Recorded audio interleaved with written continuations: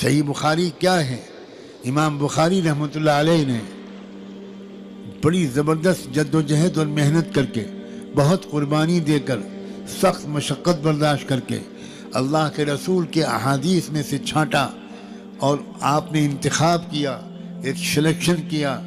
آپ کے وہ جملے جو بہت ہی یقینی ذرائع کے ساتھ پہنچے، جن کے بارے میں کوئی شک نہیں ہے کہ یہ بات واقعی حضور نے فرمائی تھی کہ نہیں فرمائی تھی، تو ان سارے جملوں کو، حدیثوں کو، آپ کے اعمال، اقوال اور تقاریر کو امام بخاری نے جمع کر دیا، جن کے بارے میں آنکھ بند کر کے کہا جا سکتا ہے کہ یہ اللہ کے رسول کی طرف ان کی نسبت بالکل صحیح ہے۔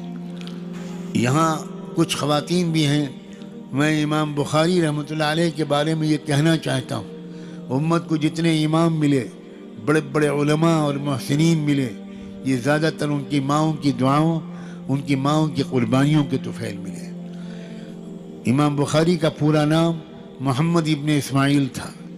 جب یہ 6 سال کے تھے تو ان کی آنکھوں کی روشنی چلی گئی تھی، ان کی آنکھوں کی بینائی چلی گئی تھی۔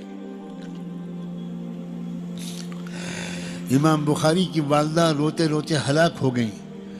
انہوں نے اپنے بیٹے کا نام محمد رکھا تھا۔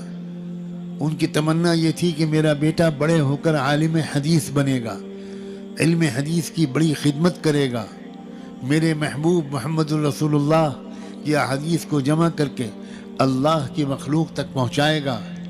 مگر جب یہ دیکھا کہ بچہ نابینا ہو گیا، بچے کی آنکھ کی روشنی چلی گئی، تو وہ بہت روئیں، روزہ رکھا، اعتکاف کیا، صدقے نکالے اور اللہ سے دعا مانگی کہ اللہ اپنی قدرت استعمال کر کے میرے بچے کی آنکھ کی روشنی واپس کر دی۔ کچھ مدت کی دعاؤں کے بعد امام بخاری کی والدہ کو رحمت دو عالم صلی اللہ علیہ وآلہ وسلم کی خواب میں زیارت ہوئی۔ آپ نے اس عورت کو، اس امتی خاتون کو خوشخبری سناتے ہوئے فرمایا، جاؤ دیکھو تمہارے بیٹے کی آنکھ کی روشنی واپس آ گئی، تمہاری دعائیں قبول ہو گئی۔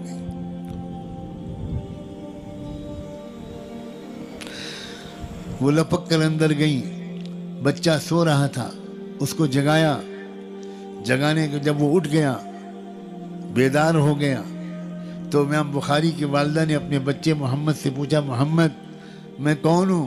اس نے کہا آپ امی ہیں۔ محمد تم مجھے دیکھ رہے ہو؟ جی امی جان میں آپ کو دیکھ رہا ہوں۔ میں کیسی اوڑھنی، کیسی چادر اوڑھے ہوئے ہوں؟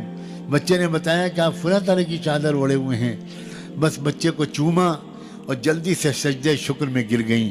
اللہ تیرا شکر ہے، آپ نے یہ میری دعا قبول کی، تو وہ دعا بھی قبول کر لیجئے کہ میرا بیٹا حدیث کا عالم بن جائے۔